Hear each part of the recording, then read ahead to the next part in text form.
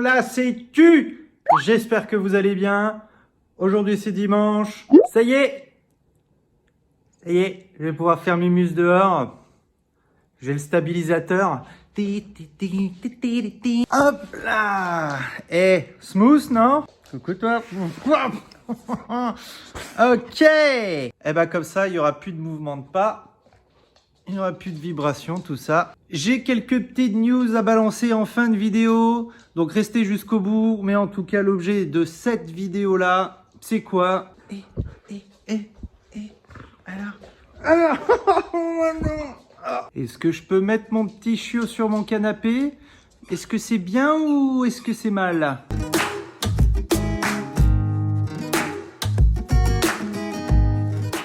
Quand vous avez un chiot qui débarque, il va pas sur le canapé. Moi, après, vous faites ce que vous voulez. C'est votre merde, c'est votre vie, c'est pas mon problème.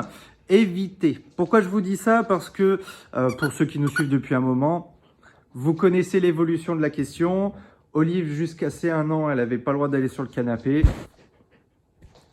Pour son anniversaire, on l'a autorisée à monter dessus et du coup, depuis, on fait des câlins avec elle dans le canapé. C'est formidable. La vie est trop putain de bien. Mais pourquoi ne pas faire monter un chiot sur le canapé? Pour une question de dominance aussi, parce que ça, je vous le dis dans beaucoup de vidéos. Non mais cul, il n'y a pas de dominance entre un humain et un chien. Il est sourd. C'est pour une question de hiérarchie chez vous. C'est important que le chien, encore une fois, comprenne quelle est sa place, que c'est un chien. Tu vas faire ça tout le long de la vidéo. Pour ceux qui n'ont pas vu notre petit TikTok, hein, ça c'est le jeu préféré d'Olive. Il faut que le chien connaisse sa place, c'est très important. Il ne doit pas se sentir supérieur à vous. Il doit comprendre ça et ça passe par plein de choses. Pour ceux qui débarquent sur cette vidéo-là, je vous invite à voir toutes les précédentes parce que ça se joue sur beaucoup de détails, sur beaucoup de points différents, sur des questions d'éducation, des questions de choses à mettre en place. Bref, par rapport au canapé, en fait, les chiens, ce qu'ils adorent, c'est être en hauteur. Il y a la question de la hauteur et il y a la question de voir tout ce qui se passe. Il veut avoir une vue sur tout. C'est aussi pour ça que quand on conseille des choses sur où mettre le panier, où mettre les croquettes, les gamelles, en général, on dit il faut pas le mettre dans le point central de la pièce, faut pas le mettre dans le point central du séjour, faut pas que le chien puisse surveiller tout ce qui se passe. Bah, Olive a envie de jouer là, et du coup c'est super important. Parce que si il se permet si vous le laissez surveiller tout ce que vous faites, si il peut monter sur le canapé, ce genre de choses, quand il est chiot, j'entends, il risque d'y avoir des petits soucis d'éducation en grandissant à l'avenir. Quel problème ça peut créer? Bah déjà, le partage des ressources, c'est un peu la même chose que votre chien qui ne supporte pas l'accès aux croquettes, quoi. On essaie de toucher aux croquettes, il aime pas ça, il devient méchant, ce genre de choses. C'est pas fameux, parce que là, c'est une question de territoire. Pour la question de dominance, c'est pareil. Si vous lui demandez de descendre et qu'il descend pas, il a gagné. Hein, c'est un peu comme la vidéo sur ma plus grosse erreur avec les portes. S'il passe en premier, pour lui, il rentre dans un nouveau territoire, il a gagné par rapport à vous. Ah bon, voilà. Si vous avez des enfants en bas âge, vaut mieux éviter de mettre le chien sur le canapé parce que ça peut être vite le bordel. Donc c'est pour ça qu'il faut éviter de faire ce genre d'erreur. C'est tout bête, hein, mais la place du chiot, c'est au sol.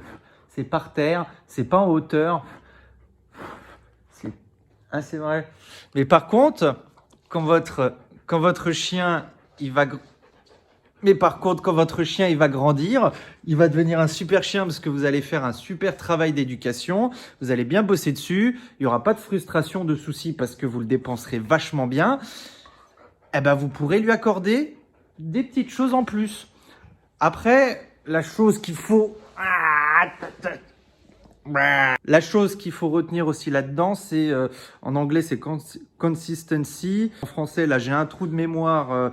C'est juste qu'il faut toujours être pareil. C'est-à-dire que vous dites non, vous dites non, vous dites non. Le jour où vous dites oui, vous pouvez plus revenir en arrière. C'est comme ça. Mais qu'est-ce que tu fais? Lâche. Hey, c'est bien. vous pourrez plus venir en arrière parce que le chien, une fois qu'il y a une règle qui est établie, bah c'est comme ça que ça se passe. Après c'est compliqué de revenir en arrière, mais il faut une certaine logique dans l'éducation du chien. Et revenir en arrière pour être plus favorable pour le chien, le chiot qui grandit, le chien, c'est pas gênant. Bon, c'était surtout pour vous donner mon point de vue avec les 2-3 raisons, hein, on va pas s'attarder là-dessus. Dites-moi en commentaire si chez vous, votre chien, il a le droit d'aller sur le canapé. Hein. On va faire l'inventaire de tous ceux qui donnent le droit à leur chien d'aller sur le canapé pour faire des papouilles et ceux qui interdisent. Au niveau des nouvelles, bon... Le mois de février arrive. Ce que je vais faire en février, c'est que les vidéos classiques, je vais faire des petits tutos pour apprendre des ordres, apprendre des tours. Parce que ça, j'ai juste fait une vidéo sur comment apprendre un ordre, mais pas en détail. Je pourrais faire des vidéos aussi où j'apprends de nouveaux ordres à Olive, où vraiment j'ai rien fait avant, où elle découvre et voir en combien de temps elle apprend, combien de temps ça dure pour qu'elle apprenne un tour, un ordre. Je vais reprendre les vlogs également. Donc vous avez dit en termes de format dimanche, mercredi pour 2 vidéos par semaine, ça peut être bien. Oh, c'est dégueulasse. Ah non. Ah j'avais plein la gueule. L'autre nouvelle, c'est ce que je vous ai dit au début, j'ai du coup le stabilisateur. J'ai pu dégager le carton, ça y est. Hein, parce que ça va me servir de trépied, il y a des pieds à mettre en dessous. C'est vachement pratique, c'est super. Là, je suis en train de... La dernière petite chose que je tenais à vous dire, c'est qu'on a dépassé les 1600 abonnés en un peu plus de 6 mois du coup, parce que j'ai commencé début juin. Franchement, je pensais jamais arriver à là. Donc l'anniversaire, ce sera, je crois que si je dis pas de conneries, le 3 juin de la chaîne, de tout ça. Si on pouvait faire péter les 2000 abonnés minimum d'ici là... je pense que ça devrait le faire, mais bon, on sait jamais, quoi. On verra.